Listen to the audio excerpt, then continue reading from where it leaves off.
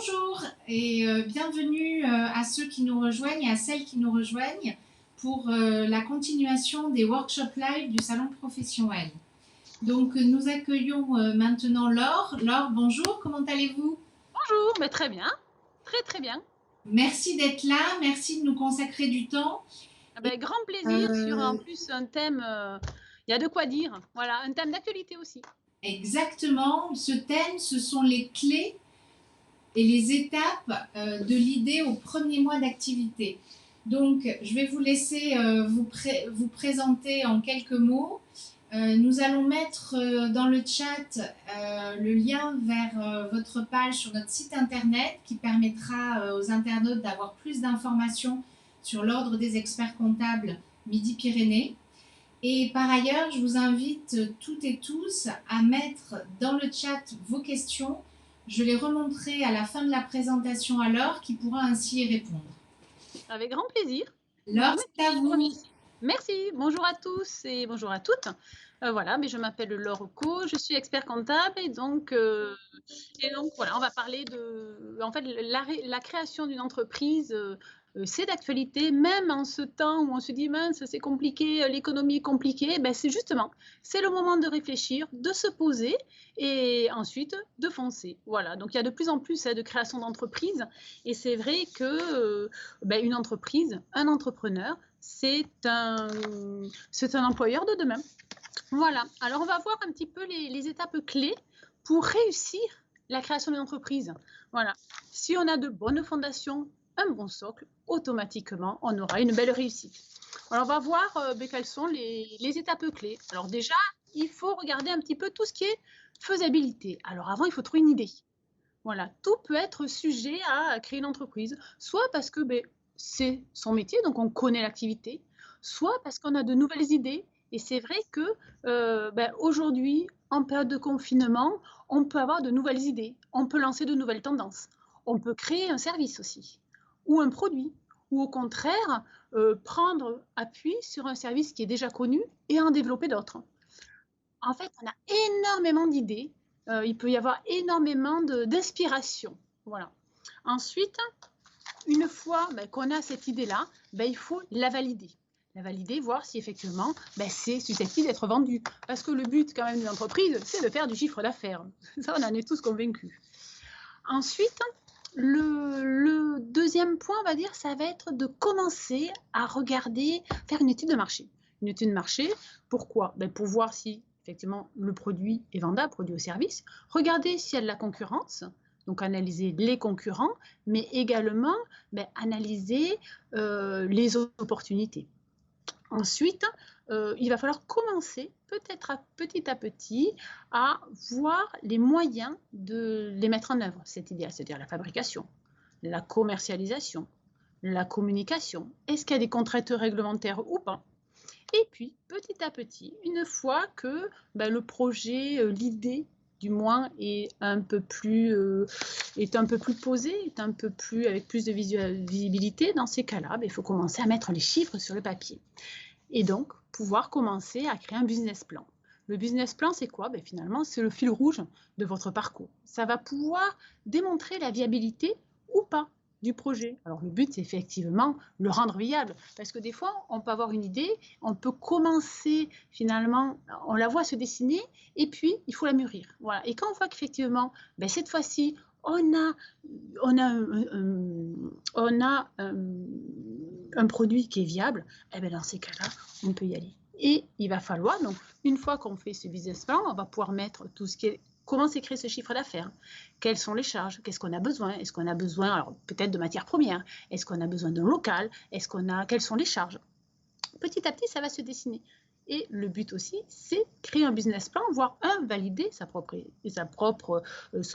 propre cheminement, valider et ensuite pouvoir aller voir quand même le banquier. Parce qu'il y a peut-être besoin derrière de financement. Alors oui, il y aura sûrement un apport en fonds propres, c'est-à-dire, voilà, moi je veux monter, je veux créer mon entreprise, j'ai besoin d'acheter un ordinateur, j'ai besoin peut-être de créer un site internet. Alors oui, je vais peut-être, moi, dirigeant, apporter, créateur, apporter des finances, parce que derrière, j'ai mis un petit peu d'argent de côté, Et aussi, je vais aller frapper à la porte des banquiers parce que j'ai besoin aussi de faire un emprunt. Voilà. Et donc là c'est un peu le nerf de la guerre, hein, surtout en ce moment. Mais vous savez, un banquier, du moment où votre projet est viable, vous arriverez à convaincre le banquier. Le banquier, ce qu'il veut pour être rassuré, c'est voir un business plan parce qu'il va en avoir besoin. Hein, voilà. Et de façon à pouvoir valider que s'il vous prête de l'argent, il pourra être remboursé. Ça, c'est important. Donc, au travers ce business plan, donc c'est un, voilà, ce sont plusieurs, on va dire un petit livre, hein, voilà, même si c'est dématérialisé, avec tout ce qui est évolution des chiffres d'affaires, avec les prévisions donc, de chiffre d'affaires, et également les prévisions de charges, et puis voir la rentabilité. Et en même temps, ça montrera aussi, en fait, ça va décomposer un petit peu la demande de financement. Voilà, moi, monsieur le banquier, je vais avoir besoin d'une enveloppe de 50 000 euros. Ces 50 000 euros vont me permettre de créer mon site internet, vont me permettre de commencer à commercialiser. Et pour ça, j'ai besoin de faire de la communication. Et ensuite, le business plan va permettre de voir l'évolution du chiffre d'affaires et du coup la rentabilité. Du coup, le banquier va se dire, ah ben oui, ce projet, il est rentable parce que déjà, au bout de 3, 4, 5, 6 mois, vous allez commencer, vous créateurs, à faire du business. Donc du coup, le banquier, ça va le rassurer et va voir que finalement, l'argent qu'il va prêter au niveau de l'entreprise, ça permettra de se rembourser. Voilà, il permettra de rembourser l'emprunt. Donc un banquier prêtera s'il est plutôt rassuré de voir que l'activité permettra de générer de la trésorerie et donc de rembourser un emprunt. Ensuite se pose toujours la question de l'entreprise. Qu'est-ce qu'on monte comme entreprise? Est-ce qu'on fait une société? Et dans ce cas, souvent, est-ce que c'est la SARL? Est-ce que c'est la SAS? Au contraire, est-ce qu'on part en entreprise individuelle? L'entreprise individuelle, et dans ces cas-là, quels sont les différents régimes fiscaux? Est-ce qu'on part en micro-entreprise? Vous savez, c'est l'ancien auto-entreprise, auto-entrepreneur. Voilà. Alors là, du coup, c'est vrai qu'on analyse et la vraie réponse, c'est en fait, c'est le business plan qui va permettre, donc du coup les chiffres, qui vont permettre de mettre en avant ce qui est le plus intéressant. Voilà. Alors souvent, on se dit, pourquoi pas partir en micro-entreprise pour voir si ça marche. Est-ce que moi, créateur, est-ce que finalement, j'ai les épaules pour être un créateur et donc du coup un dirigeant chez l'entreprise? Ou alors, oui, je sais que j'ai les épaules parce que j'ai toujours voulu faire ça, parce que je suis autonome, parce que, voilà, dans mon ancienne vie, hein, puisqu'on était en reconversion, dans mon ancienne vie, voilà, j'étais plutôt chef de projet, ou voilà, je faisais du management. Mais dans ces cas-là, voilà, ou de la gestion. Voilà, dans ces cas-là, oui, j'ai plus une âme d'entreprise, d'entrepreneur. Dans ces cas-là, on analysera bien sûr avec les chiffres si on part sur la société ou au contraire l'entreprise individuelle. Et si on part en société, c'est toujours le dilemme. Est-ce qu'on part sur la SAS? Est-ce qu'on part sur la SARL? Voilà. Et donc du coup, on verra, parce que du moment où on touche le régime juridique, on touche le régime social. C'est-à-dire, le dirigeant, est-ce que c'est un travailleur non salarié? Ou est-ce que c'est finalement un statut de salarié? Donc le statut de salarié, c'est la SS, et le statut de non-salarié, c'est la SARL. Alors ensuite, une fois qu'on a vu le statut juridique, alors est-ce qu'on part vers l'entreprise individuelle ou est-ce qu'on part vers la société? Une fois qu'on est décidé, dans ces cas-là, on va commencer à lancer toutes les formalités d'immatriculation, c'est-à-dire immatriculation en tant que personne physique, donc entreprise individuelle, que ce soit le régime fiscal classique ou le régime de l'auto-entreprise, ou alors, dans ces cas, l'immatriculation de la société en tant que SARL, SAS. Dans ces cas, il y a des formalités à accomplir, que ce soit auprès du greffe, du tribunal de commerce ou auprès de l'URSSAF. Et puis ensuite, on reçoit, donc une fois que cette immatriculation est faite, en fait, le tribunal ou l'INSEE attribue un numéro SIRET. Alors, qu'est-ce que le numéro SIRET? Finalement, ça va être le passeport. Voilà, le numéro SIRET, c'est la plaque d'immatriculation de la société ou de l'entreprise. Voilà, et donc celle qui va vous suivre jusqu'à la fin de l'entreprise, jusqu'à la fin de la société. Voilà, donc c'est ce qu'on appelle un numéro SIRET. Dans ces cas-là, du moment où il y a un numéro SIRET, c'est que ça y est, l'activité est commencée et vous pouvez commencer à facturer, à travailler, à développer, à aller chercher vos clients et commencer à facturer. Voilà. Alors du coup, ça veut dire qu'au début, ben, ça y est, l'activité est lancée. Donc, il faut s'organiser. Ça, c'est important. Parce que du moment où on numéro sirette, comme tout est lancé, ça veut dire que derrière, ben, il y a l'organisation comptable, administrative, parce qu'il y a l'administration fiscale derrière. C'est-à-dire qu'il y aura des déclarations périodiques à faire, notamment tout ce qui est déclaration de TVA, si votre activité est soumise à TVA. Il y aura des déclarations fiscales à faire. Voilà, donc il y a toute une organisation. Et là aussi, ben, faut s'organiser. Si vous avez une bonne organisation, automatiquement, ça sera plus facile pour avoir un retour et arriver à piloter votre activité. En parallèle, il faut bien mettre des outils de gestion parce que c'est bien de créer et de commencer. Par contre, il faut pouvoir suivre. C'est-à-dire que si vous avez de bonnes fondations, automatiquement, vous aurez plus de chances de réussir votre projet et donc de réussir votre carrière de chef d'entreprise. Alors, mettre des outils de gestion, c'est quoi? Ce sont des tableaux de bord. Et les tableaux de bord pertinents avec des indicateurs pertinents, ça va vous permettre, par exemple, de suivre l'évolution du chiffre d'affaires. Ah oui, ce mois-ci, j'ai fait plus 20% de chiffre d'affaires. Et ce mois-ci, non, c'est plus bas. Qu'est-ce qui s'est passé? Parce que le but d'un tableau de bord, c'est pouvoir réfléchir. Ah oui, mais parce que, je sais pas moi, là, je vends des maillots. Ben oui, en hiver, du coup, automatiquement, comme c'est saisonnier, il y a beaucoup moins de ventes de maillots de bain. Voilà, donc c'est pouvoir analyser et rebondir. Et si on est sur le maillot de bain, pourquoi pas derrière préparer la saison d'été. Voilà, donc ça c'est important de savoir où est-ce que vous en êtes et de bien comprendre. D'où les tableaux de bord. Ensuite, c'est important, petit à petit, vous allez vous développer. Et peut-être, comme je disais au tout début, un créateur, c'est un employeur de demain. Donc, au fur et à mesure, peut-être que vous allez commencer à vous dire, là, seul, je n'y arrive plus, parce que je développe, je suis au four au moulin, je développe mon activité, je vais chercher mes clients, en même temps, je gère, je m'occupe de faire ma facturation, je m'occupe de négocier auprès de mes fournisseurs des produits, je m'occupe de créer. Enfin voilà, au bout d'un moment, on ne peut plus tout faire parce que l'activité se développe. Et dans ces cas-là, c'est peut-être le moment de se dire, on va peut-être embaucher quelqu'un. Là aussi, il faut prendre le temps, pas se dire de suite j'embauche. Non, du moment où on embauche quelqu'un, c'est-à-dire que au niveau trésorerie, donc financier, du coup, c'est viable parce que derrière, qui dit embaucher quelqu'un, c'est un vrai contrat, un contrat de travail avec derrière des bulletins de salaire. Vous voyez, c'est vraiment, et puis c'est gérer quelqu'un. Donc que ce salarié ait assez de travail aussi. Voilà, donc du coup, et puis pouvoir l'accompagner sur ce que vous voulez.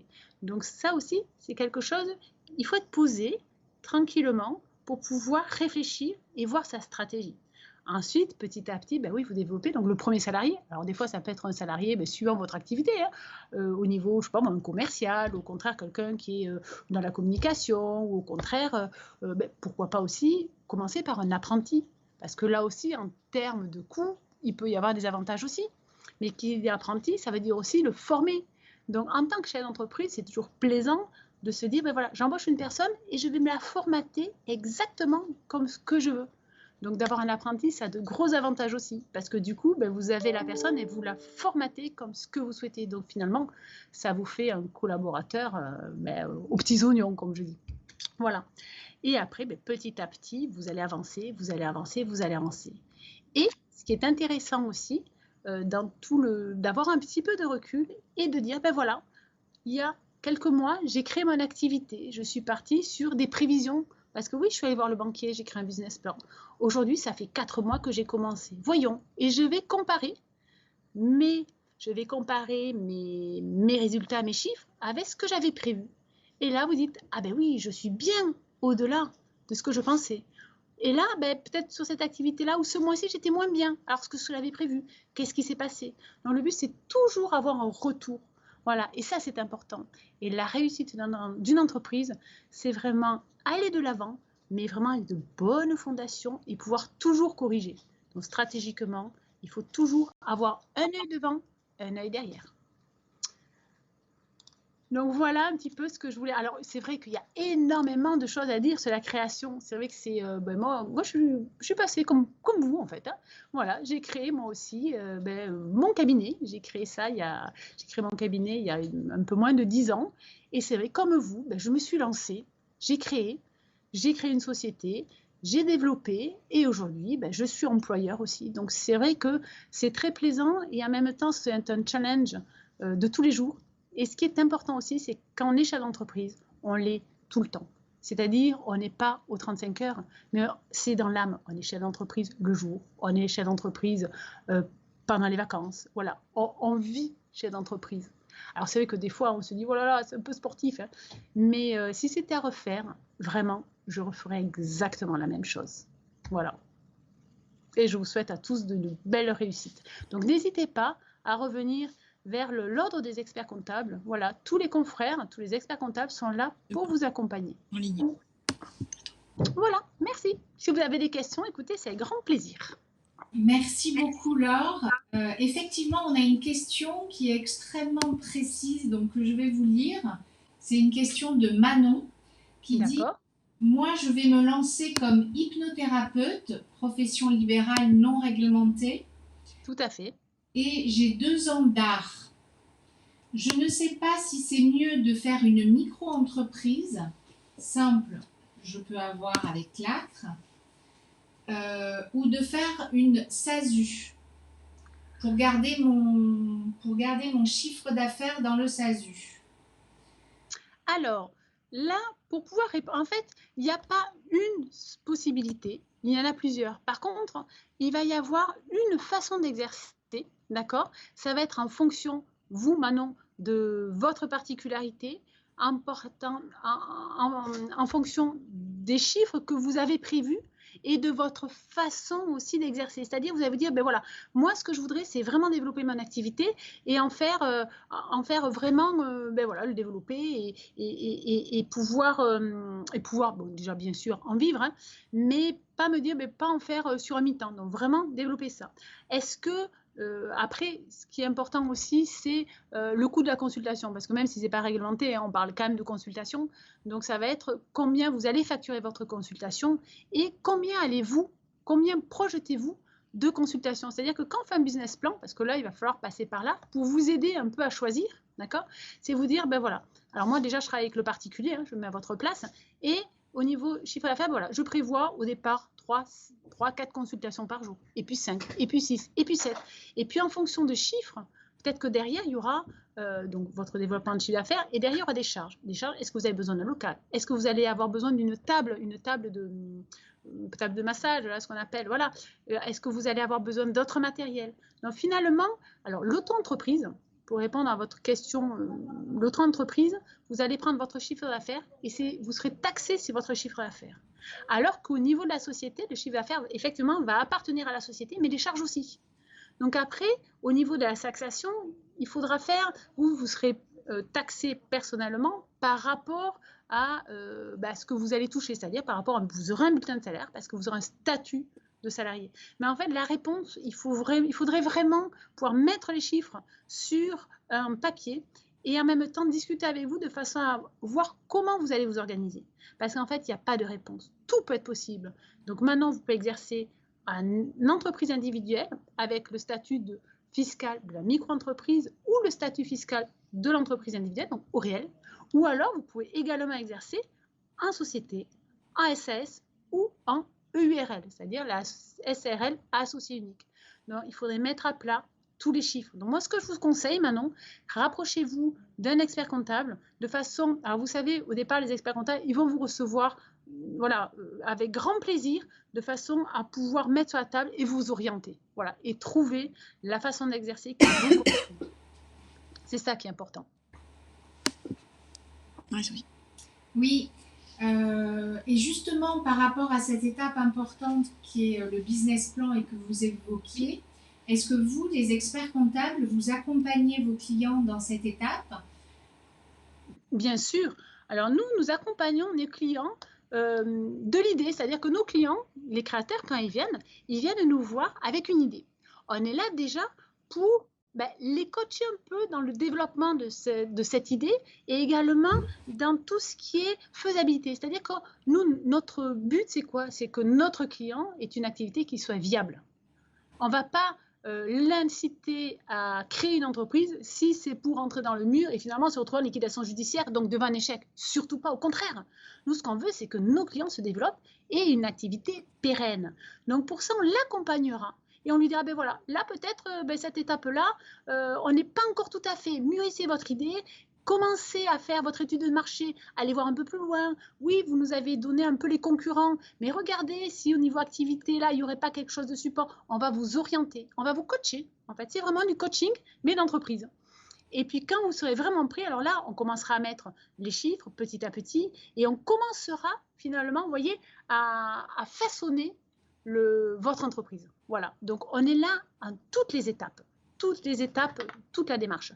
Voilà, donc n'hésitez pas à aller sur le site de l'Ordre des experts comptables. On est tous là pour vous aider.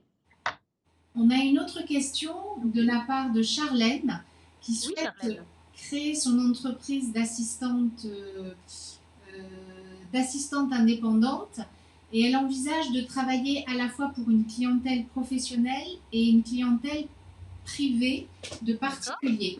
Est-ce que dans ces cas-là, elle a besoin de créer 2 entreprises ou est-ce qu'elle peut avoir une entité qui travaille à la fois en B2B et en B2C? Alors, vous pourrez avoir une seule entreprise, c'est bien plus facile. Et à l'intérieur de l'entreprise, vous pourrez avoir autant de clients que vous souhaitez et des clients complètement diversifiés. Au contraire, vous avez une belle chance là. Vous avez une activité qui vous permet de travailler avec des professionnels, avec des particuliers, avec peut-être des institutionnels, c'est-à-dire le public. Vous avez possibilité d'avoir énormément de clients. Donc, au contraire, par contre, votre activité, il n'y aura grosso modo qu'une activité, donc on crée une structure. Et cette structure pourra proposer ces services-là auprès de plusieurs clients. Et même si vous travaillez en société, vous pourrez aussi avoir une activité annexe. Pourquoi pas faire de la formation, faire voilà, toute autre chose qui a un lien avec votre activité principale. Donc oui, une seule activité, une seule entreprise, ça suffit largement. Très bien, merci pour ces réponses. Une autre question, vous parliez de valider son idée très en amont, même avant de commencer à travailler sur le business plan. Comment fait-on concrètement pour cette étape? Pardon, j'ai pas entendu la fin. Comment fait-on concrètement pour cette étape? Ah, pour l'étape. Alors comment moi, je vous incite vraiment à aller frapper aux portes des experts comptables. Pourquoi? Parce que notre profession, c'est vraiment d'accompagner les chefs d'entreprise et à toutes les périodes d'activité, c'est-à-dire au tout début, en plein développement ou même à la transmission à la fin. Voilà. Donc, on a l'habitude. Alors, certes, le cœur même d'activité, alors voilà, ça sera le vôtre, mais on sera là vraiment pour le but, c'est que votre activité génère du chiffre d'affaires. C'est ça qui est important. Et nous, on connaît un petit peu les manettes pour arriver à développer ce chiffre d'affaires. C'est-à-dire qu'on vous orientera, on vous dira, ben voilà, là oui, vous avez une bonne idée. Oui, là, avancez un peu sur l'étude de marché. Ah ben là, ça y est, vous y êtes. Alors maintenant, où est-ce que vous allez commencer? Où est-ce que vous allez vous installer? Comment? Et on vous posera les questions. Comment allez-vous faire pour aller faire une démarche commerciale? Quels sont vos clients? Comment allez-vous faire pour en démarcher d'autres? Voilà, en fait, on va, en étant coach, si vous voulez, voilà, on est coach du chef d'entreprise, on va vous poser les questions, on va vous bousculer un peu pour arriver à aller chercher ce chiffre d'affaires, parce que tout part du chiffre d'affaires. Donc, on vous posera les questions. Par contre, les réponses, c'est vous qui les apporterez, parce que ce sera votre cœur d'activité. Une autre question, c'est un peu le nerf de la guerre, qui concerne les honoraires de l'expert comptable quand il intervient en amont du projet pour accompagner le créateur d'entreprise à construire son projet. Alors, au début, vous avez, à l'Ordre des experts comptables, vous avez un dispositif qui s'appelle, c'est le Business Story. Voilà. Et là, justement, vous pouvez avoir 3 rendez-vous d'experts comptables qui seront gratuits. Donc ça, c'est une belle opportunité. Donc, n'hésitez pas à aller sur le site de l'Ordre, vous tapez Business Story, et là, vous pouvez prendre contact avec, vous avez toute une liste d'experts comptables, vous prenez contact avec eux, et vous avez 3 rendez-vous qui sont gratuits. Donc, justement, ils sont là pour demander autant d'informations que vous voulez, demander, voilà, provoquer les questions. Et de toute façon, l'expert comptable lui provoquera aussi. Donc, vous pouvez y aller l'esprit tranquille en disant, mais voilà, je sais que moi, j'ai 3 rendez-vous et ces 3 rendez-vous seront gratuits. Ça me permettra d'avancer dans ma démarche. Dans Business Story. Très bien. Merci beaucoup pour ces précisions et pour ce conseil pour avoir une analyse qui est gratuite. Alors, j'ai une autre question qui concerne un peu votre positionnement et comment vous intervenez par rapport à un organisme tel que BGE. Alors, on arrive en fait, on travaille en parallèle et on travaille en partenariat. Voilà. Donc, c'est-à-dire que BGE, ça va vous permettre finalement de pouvoir valider certaines aides. Voilà. Donc, on travaille vraiment… Qu'est-ce que BGE? Qu'est-ce que BGE? À rappeler juste, merci. Pardon? Alors, BGE, c'est plus un organisme qui permet de gérer… Alors, attendez, BGE… exactement, le mot BGE, c'est un réseau d'accompagnement à la création d'entreprises en fait, et c'est vraiment, c'est Pôle emploi un peu qui va vous orienter, c'est Pôle emploi qui va vous orienter vers eux, ça va vous permettre finalement d'avoir, voilà, de commencer à être un petit peu coaché aussi. Et donc nous on intervient parce que BGE au bout d'un moment commence un petit peu à, en fait, dégrossir, voilà, et ensuite, voilà, commence à vous aider un petit peu dans le projet, structurer un petit peu vos projets, et ensuite vous oriente bien sûr vers un expert comptable. Donc on va travailler ensemble, voilà, parce que pour pouvoir avoir certaines aides, vous aurez des comptes à rendre à BGE. Voilà, donc finalement c'est un vrai partenariat. Vous allez commencer par BGE, arriver ensuite en plus vous appuyez sur un expert comptable, voilà, et on va travailler tous les trois, c'est-à-dire vous, créateurs d'entreprise, BGE et nous, experts comptables. Alors, une autre question qui concerne l'étude de marché. Pour savoir si vous accompagnez également les créateurs d'entreprises dans cette étape. Alors, pour l'étude de marché, ça va être un petit peu différent, d'accord? Parce que l'étude de marché, on vous aidera, on vous orientera. En fait, c'est vous qui allez la faire parce que c'est important. Un chef d'entreprise, il doit connaître son activité. Il doit arriver à délimiter son secteur, que ce soit secteur d'activité, parce qu'il peut y avoir plusieurs activités, secteur géographique et ses clients. Mais si nous, on fait tout, on ne peut pas se mettre à la place d'un chef d'entreprise. Par contre, on vous aiguillera, on vous dira, ben voilà, attention, là, regardez, géographie, on va vous aider et on va vous poser les questions, de façon à ce que vous puissiez travailler dessus. Mais il faut savoir qu'on ne se mettra jamais à votre place. C'est-à-dire que vous, créateurs d'entreprise, ça sera votre entreprise et ça ne sera pas la nôtre. Par contre, on vous aidera à bien maîtriser votre activité, à développer votre activité. On sera à vos côtés. Alors, merci beaucoup pour cette présentation qui suscite beaucoup de réactions et de l'intérêt.